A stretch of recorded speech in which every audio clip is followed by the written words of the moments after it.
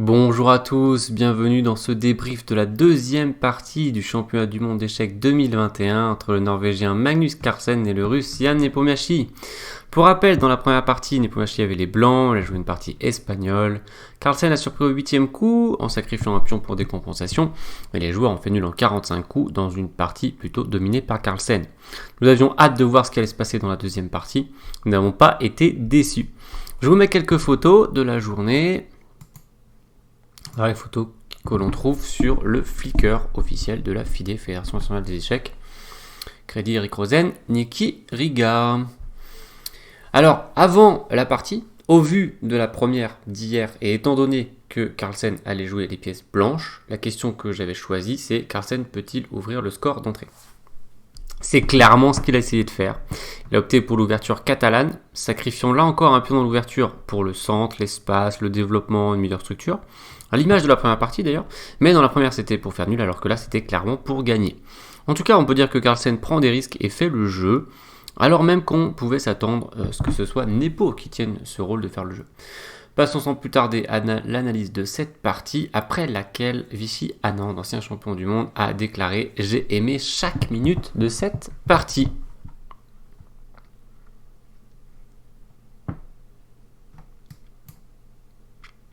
Alors j'ai repris mon échiquier habituel pour que ce soit plus facile, je vous mettrai peut-être les temps de temps en temps. Alors, c'est pas une analyse en profondeur, je viens de la faire, la vidéo a fait 33 minutes, donc là je vais plutôt faire des focus sur des moments clés. J'en ai sélectionné une dizaine, ce qui est déjà beaucoup. La partie est très riche, donc ça va être vraiment un focus sur les moments clés. Je vais voir si je publie la version longue de l'analyse à côté ou pas. Mais là, je vais essayer de faire une version courte. C'était mon objectif. Alors, Carlsen qui ouvre par D4, on pouvait se demander par quel coup il allait ouvrir, vu qu'il peut jouer E4, il peut jouer C4, il peut jouer KF3, il peut jouer D4, il peut jouer absolument tout, et à l'intérieur de tous ces coups, il peut aussi jouer à peu près absolument tout. Donc c'est hyper dur de se préparer contre lui avec les noirs. Donc D4, cavalier F6 de Nepomniachtchi, C4 et E6 de Nepo, donc qui choisit la solidité plutôt que sa défense fétiche, la défense Grunfeld. Il la délaisse pour l'instant en tout cas, préfère démarrer solidement avec les noirs. Donc c'est une invitation à la Nimzo-indienne, en cas de cavalier C3, fou B4, défense Nimzo-indienne que l'on doit à Aaron Nimzovich depuis plus d'un siècle et qui est toujours aussi à la mode. Cavalier F3 choisi par Carlsen pour l'éviter. Invitation à une éventuelle ouest indienne, mais Nepomniachtchi qui joue D5 qui revient dans un gambit dame refusé. Et Carlsen qui a choisi pour cette partie, et peut-être pour le match entier, la catalane. Ouverture utilisée avec succès en championnat du monde par Kramnik et Anand. C'était très longtemps l'ouverture préférée de Kramnik. Donc Kramnik et Anand contre Topalov en 2006 et en 2010. Au total, il y a eu 7 catalanes, 4 victoires pour les blancs et 3 parties nulles. Donc de bons résultats. Alors d'où ça vient ce nom d'ouverture catalane ? En 1929, les organisateurs d'un tournoi à Barcelone souhaitaient que leur région, la Catalogne, soit immortalisée dans la théorie des ouvertures. Xavier Tartakover proposa que la combinaison D4 et G3, qu'il avait joué 3 fois pendant le tournoi, soit nommée ouverture catalane. L'idée est similaire au gambit dame, c'est-à-dire qu'on met un pion sur C4 pour attaquer le centre, et la différence c'est qu'on va souvent pas revoir le pion quand les noirs vont le prendre, puisque le fou il va être occupé d'être sur la belle diagonale plutôt que d'aller reprendre le pion. Donc c'est souvent des parties très intéressantes, il y a beaucoup de schémas différents pour les noirs, donc c'est très riche. Ça demande aussi beaucoup de préparation côté blanc, parce qu'on peut affronter vraiment beaucoup de coups également en réponse. Juste une parenthèse sur la Catalogne, voilà, c'est pas interdit de s'instruire au passage. Donc vous voyez sur la carte où ça se trouve, frontalière de la France, la capitale c'est Barcelone, et puis donc c'est toute une culture catalane.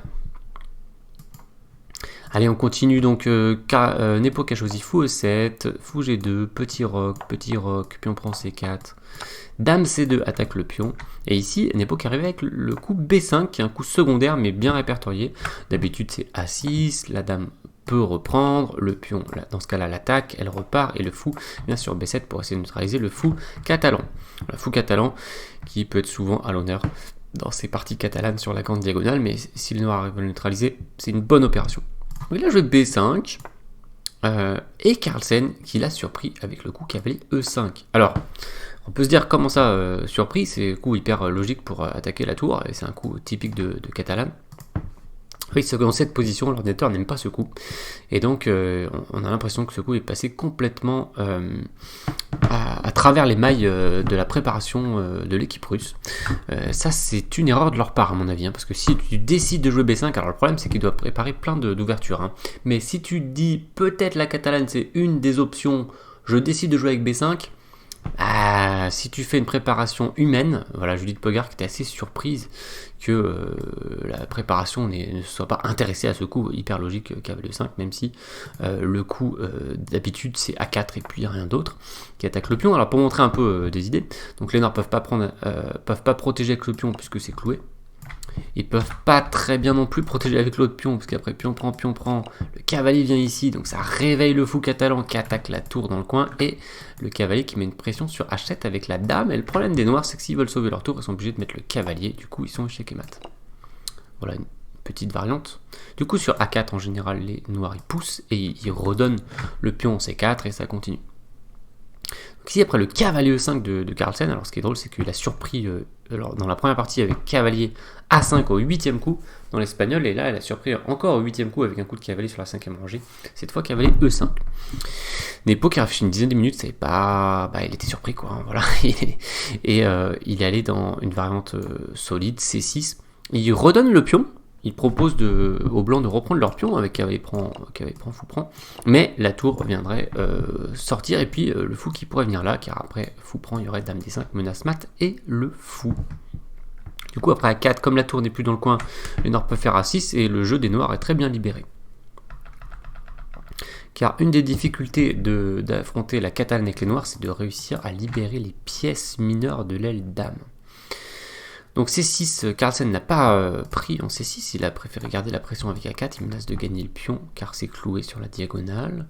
Les noirs qui bloquent le fou catalan avec un cavalier, en cas de E4 le cavalier peut gagner un tempo sur la dame, et le pion E4 bloquera le fou.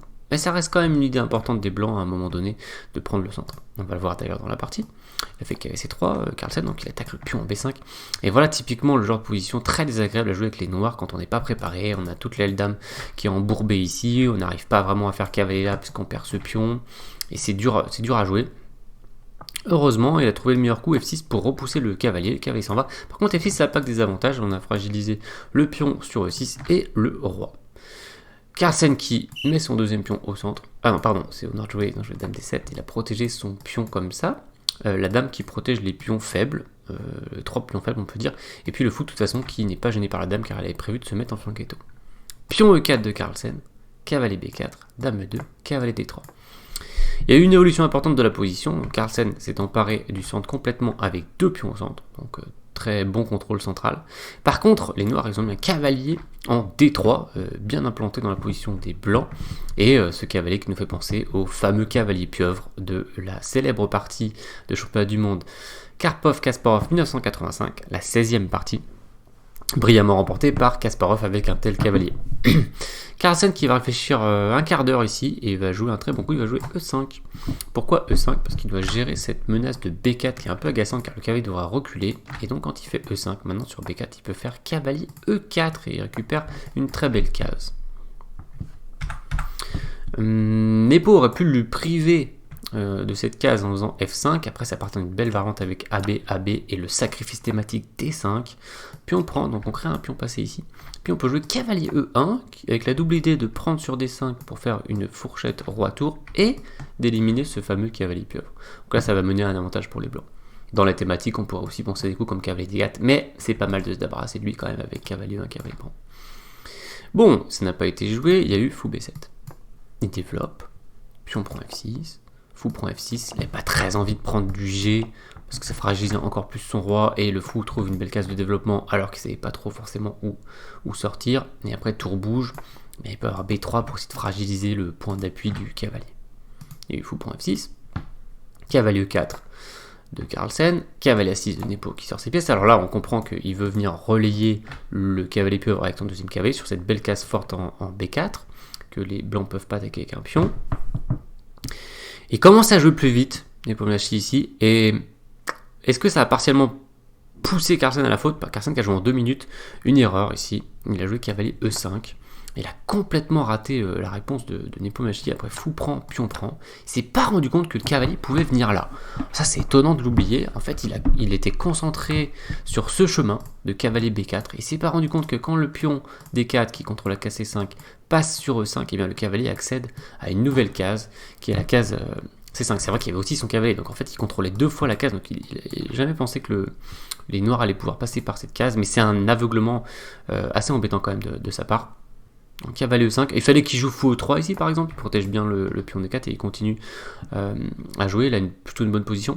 Ou bien cavalier prend, on peut montrer un exemple ici, tour prend, bon disons qu'on a toujours pas envie de faire G prend à cause de fou H6, plutôt tour prend, cavalier qui vient sur E5 maintenant, attaque la dame prend sur D4, et voilà, on a le fou catalan qui cloue sur la diagonale, donc il peut pas trop prendre, parce qu'il y aurait fou prend B7 qui serait terrible, il faudrait qu'il prenne le cavalier, dame prend, cavalier prend. Là, on récupère la pièce, le fou doit revenir sur sa case départ, c'est pas très agréable, le fou peut venir sur E3. Les fous qui font très très forte impression ici en frappant les pions noirs. Admettons que les noirs essaient de neutraliser ce fou avec cavalier chèque, prise, tour C1, regardez cette position, juste un exemple de ce qui peut se passer. Ici, il y a 4 pions isolés du côté des noirs, donc ce fameux pion A7 pressurisé par le fou, c'est assez terrible. Position quasiment perdante ici pour les noirs. Donc ce genre de variante, Carlsen il l'avait vu, ça c'est sûr. D'ailleurs sur cavalier E5 il y a la même sur dame prend pion qu'il fallait prévoir, c'est la même chose, hein. Prise et AB c'est la même variante, on transpose. Par contre, devoir oublier fou prend, pion prend, cavalier AC5, c'est terrible. Et je vous montre la photo de Carlsen après avoir oublié ce coup. Regardez la posture. En fait il est dégoûté, hein. Là je pense que... il doit se dire mais comment j'ai pu oublier ce coup, et puis en plus il est en train de se rendre compte de l'étendue des dégâts. Il a réfléchi 11 minutes ici pour jouer cavalier D6. C'est à peu près la seule façon de jouer, c'est d'implanter un cavalier sur D6. Il se prend la fourchette, c'est ça aussi le problème de cavalier C5, c'est que le cavalier il vient créer une menace, et là c'est exécuté de fourchette, on attaque la tour, et le fou qui a attaqué 2 fois, elle est protégée seulement par des tours, donc ça va gagner la qualité. Il y a eu tour en B1, il aurait pu la donner d'une meilleure façon selon l'ordinateur avec fou E3, selon Anand aussi, pour garder la tour sur A, comme ça il a des meilleures idées de AB et de faire participer sa tour. Bon, il a fait tour B1 qui était pas terrible, il était peut-être aussi sous le choc d'avoir raté cavalier C5, il y a eu cavalier prend C1, les noirs qui auraient pu aussi envisager de rester avec leurs 2 cavaliers comme ça, et de jouer d'une autre façon. Mais la prise de la qualité était logique et bonne, il y a eu prise, et maintenant on a un cavalier pieuvre, mais pour les blancs. Alors c'est assez rare que les joueurs s'échangent le rôle de cavalier pieuvre, hein. Normalement c'est un joueur qui a un cavalier pieuvre et puis voilà. Là c'était les noirs au départ, puis maintenant c'est les blancs. Ce cavalier c'est finalement celui qui va sauver Carlsen, il va réussir à s'en sortir, sauver sa partie grâce à ce cavalier. Mais pour l'instant, il faut dire qu'il a une qualité et un pion de moins, et juste le cavalier ça va pas suffire pour équilibrer complètement ce retard matériel qui commence à être conséquent. En plus, Nepomuk commence à jouer plus vite. Donc là, on pouvait vraiment être inquiet pour Carlsen, se dire est-ce qu'il va finalement pas perdre cette partie, qu'elle avait pourtant brillamment commencé, avec une très bonne prépa. Nepo a joué tout de suite tour à B8. Donc là, on pouvait s'inquiéter pour le Norvégien, le champion du monde. Il a joué tour D1. Alors là, c'est devenu... c'était déjà compliqué avant, mais c'est devenu... ça continue d'être compliqué plutôt. Parce qu'il menace des découvertes, comme cavalier prend, il attaque la dame avec la tour. Et Nepo laisse les découvertes pour ouvrir des colonnes pour ses tours. Donc c'est vraiment une conception assez tendue, il fait fou à bit. Logique c'était d'enlever la dame, hein. Puis il restait mieux. Hein. Donc fou à 8, admettons que les blancs prennent le pion ici. La dame va s'en aller évidemment, le cavalier va revenir probablement. En plus il ruine volontairement sa structure de pion. Mais regardez la tour qui joue, qui va attaquer le pion, on peut peut-être doubler les tours. Et finalement les tours qui participent ici, c'est ça qui viendra plus tard, ça va donner probablement un avantage pour les noirs. Un avantage intéressant. Carlsen n'a ni voulu faire cavalier prend C4, ni cavalier prend B5, il a fait fou E4. Fou E4, il se dirige vers le roi. Voilà, il se sent en danger, il se dirige vers le roi, il a l'idée de dame H5, peut-être l'idée de carrément de sacrifier, et de coulisser la tour. Et ce cavalier qui bloque la sortie, donc intéressant pour mener une attaque. Ça a fait peur à Nepo. Donc c'est là où on voit que les joueurs sont des humains, sont pas des ordinateurs, et il a fait C3 parce qu'il avait trop peur de se faire mater. Donc maintenant, si les blancs partent pour leur attaque, bah, le pion va aller faire une dame à la fin, quoi. Hein. Donc ça marche pas. Donc, juste pour montrer, il aurait pu aussi faire ça, s'il avait peur de se faire mater. S'il faisait par exemple ça, pour ouvrir pour la tour, c'est plutôt une idée logique. Bah, fou prend H7, voilà, ils en ont parlé après la partie, les joueurs de cette variante. Et la tour qui coulisse, et qui menace tour H4, ça fait vraiment très très peur, car on a l'impression que ça va vraiment faire mat. Il peut y avoir aussi du tour G4 si besoin.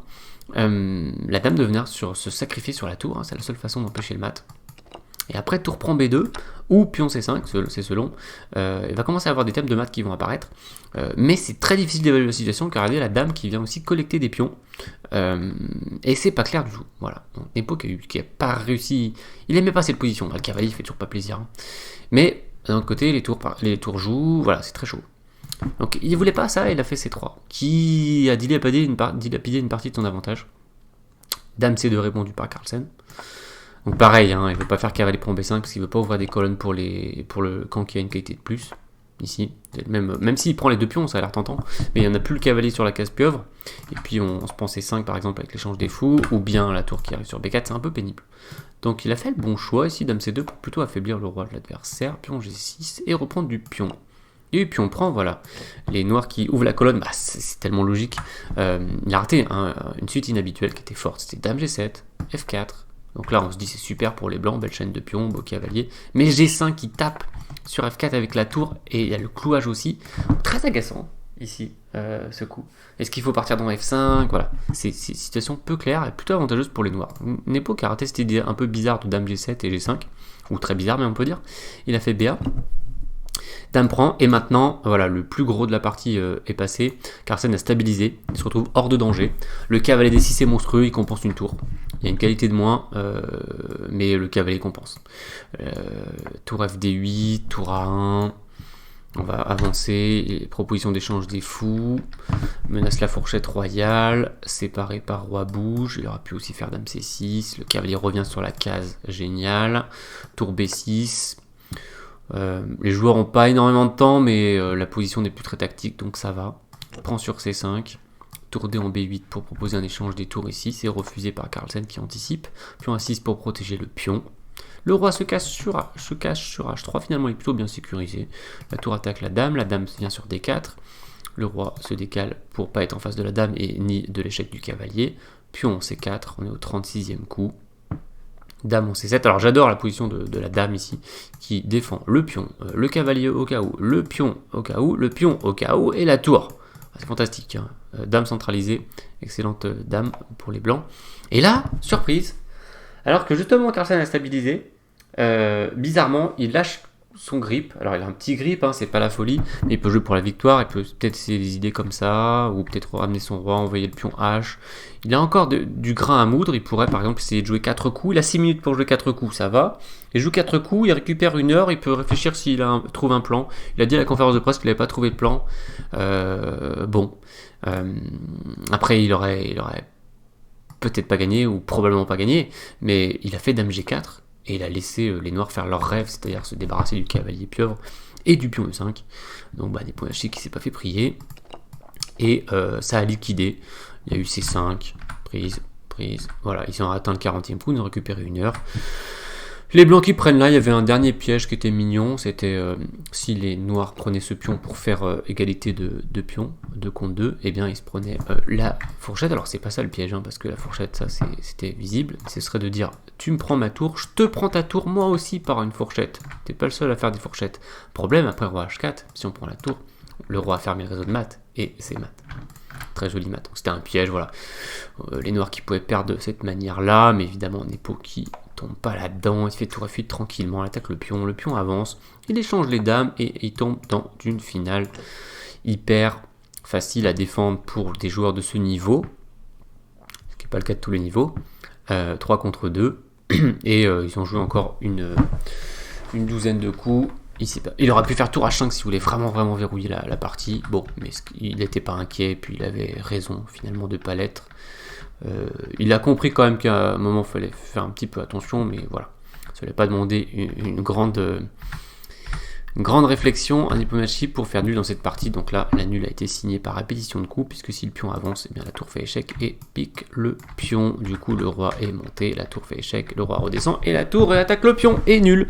Eh bien, quelle partie quand même, hein. Grâce à sa préparation très bonne dans la catalane, Carlsen a obtenu une position très prometteuse à la sortie de l'ouverture, mais il s'est trompé au 17e coup, ce qui a placé tout de suite Nepomniachtchi en position de jeu pour la victoire, avec un net avantage matériel, qui était un peu compensé par le cavalier pieuvre en D6, mais pas tout à fait.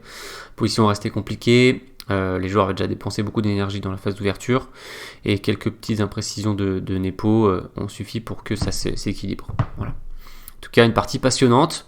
Il est temps de faire le bilan de la journée. Alors, je vous mets les moments clés de cette partie à l'écran. Voilà, si vous voulez les relire, ou les lire plutôt, je vous invite à mettre la pause, car je vais les enlever. Voilà, donc on va mettre le score maintenant. Un partout, et le score, vous voyez en haut, voilà, 2 nuls, donc un partout. Il reste beaucoup de parties pour faire la différence. Il y a 14 parties au total prévues dans ce match. Alors, conclusion de cette journée. Très belle partie déjà. Bien sûr, c'est encore une partie nulle, mais quel combat passionnant, où les deux joueurs se sont rendus coup pour coup. Ou bien, c'est selon le point de vue, se sont rendus des politesses. Alors, un point sur les préparations. Après 2 parties, quelque chose est assez clair pour moi. Pour l'instant, Carlsen est très nettement mieux préparé que Nepomniachtchi. On aura davantage d'informations dès demain dans la 3e partie. On verra si le challenger arrive à presser avec les blancs. Mais pour l'instant, il n'y a pas photo au niveau des prépas. Un point au niveau de la forme des joueurs. Par contre, il me semble tout aussi clair que Magnus n'est pas en grande forme. Aujourd'hui, il oublie le coup cavalier AC5, qui n'est pas un coup invisible. Il avait beaucoup de temps à la pendule. Étonnant. Et hier, je vous ai pas montré, je vous montre en 2 secondes. Il a raté un coup tactique pas très compliqué au 40e. Je vous montre vite fait, je ne vous l'ai pas montré dans le débrief d'hier. Donc ici, les blancs ont joué cavalier E3. Menace cavalier 5 échecs un peu désagréable. Donc il a fait tour D7 pour l'empêcher, et le cavalier a bondi sur C4, puis après il y a eu la répétition de coups. Ici, il avait vu cavalier F4 pour empêcher cavalier D5. En plus, c'est la case forte, c'est la case où il voulait aller depuis tout à l'heure, puisqu'il a fait cette manœuvre plus tôt dans la partie. Et il a dit qu'il n'aimait pas à cause de tour A4. Et c'est étonnant qu'il a raté la tactique tour B2 échec ici, qui n'est pas une tactique de très haut niveau, et qui n'est pas très loin dans le calcul, c'est seulement à 2 coups de profondeur, avec l'idée roi prend, cavalier prend, fourchette, et on récupère éventuellement même le pion F3 derrière. Et ça veut dire que, évidemment, Nepo, c'était le 41e. Théorie, on peut aussi se relâcher au 41e, mais théorie, Nepo aurait aperçu tour B2 en imaginant jouer tour A4, donc il n'aurait pas fait. Il aurait joué autre chose, mais du coup, les noirs peuvent presser un peu plus que dans la partie. Voilà. Donc c'était un peu étonnant de la part de Carlsen de rater ce coup aussi. Donc pour moi, il y a un vrai problème, je vous remets la position finale de la partie 2. Il y a un vrai problème de forme ou de stress, je ne sais pas d'où ça vient, peut-être une combinaison des deux, mais il y a un souci quelque part, donc ça, il faudra voir comment ça va évoluer. Alors que dire sur Nepomniachtchi ? Aujourd'hui, pour moi, il y avait un trou dans sa prépa, même si c'est toujours dur de tout préparer avec les noirs contre Carlsen, évidemment. Là encore, la partie numéro 4 nous donnera davantage d'informations à ce sujet, peut-être aussi celle de demain. Dans le jeu, par contre, il est plus en forme que Carlsen, mais il n'est pas non plus flamboyant. Sur certaines séquences de coups, on l'a retrouvé. On a retrouvé le Nepo des candidats capable de jouer très vite et très bien, là où il est impressionnant. Sur d'autres coups, on a trouvé un peu plus hésitant. Après, c'est difficile de critiquer pour la partie d'aujourd'hui. Pierre, il a quand même réussi à survivre à une prépa bien tendue. Et puis, la position était assez bizarre. Comme l'a dit Carlsen en conférence de presse, les deux premières parties, là, n'étaient pas du tout académiques au niveau des schémas. Donc, pas facile de reprocher aux joueurs certaines imprécisions. La partie du jour était particulièrement compliquée, comme peuvent l'être parfois les parties catalanes. Très riches, très intéressantes. En tout cas, en seulement 2 parties, les passionnés d'échecs ont déjà eu de quoi se mettre sous la dent. Des nouveautés assez costauds de Carlsen, des schémas de jeu rares, des sacrifices, du déséquilibre matériel, du combat. Statistiquement, dans un championnat du monde où l'enjeu est énorme et les joueurs très bien préparés, on n'aura pas le droit à ça tous les jours. Il y aura forcément des jours où il y aura des parties moins animées. Mais pour l'instant, on en profite. Alors, partie 3, on se projette rapidement pour finir cette vidéo. Partie 3, donc les questions, j'ai 2 questions pour moi pour cette partie 3. Donc c'est Nepo qui va essayer de trouver, est-ce qu'il va réussir à placer une prépa, et puis Carlsen est-ce qu'il va réussir à retrouver une forme correcte. Donc voilà les deux questions ici que j'ai envie de poser. Sinon, il y a plein d'autres questions plus techniques, comme par exemple, est-ce que Nepo va rejouer l'espagnol? On peut supposer. Est-ce qu'il va rester sur l'anti-Marshall avec H3? Si oui, est-ce que Carlsen va rester sur son coup cavalier A5?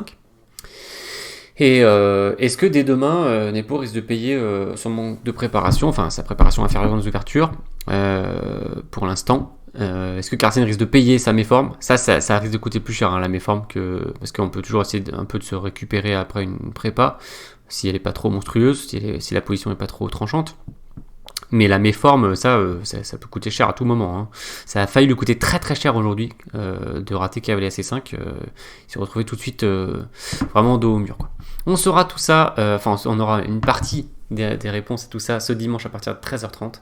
C'est à suivre en direct sur le site Europe Échec via l'interface de retransmission et l'article dédié. Merci de votre attention et à demain pour le débrief de la 3e partie. Ciao!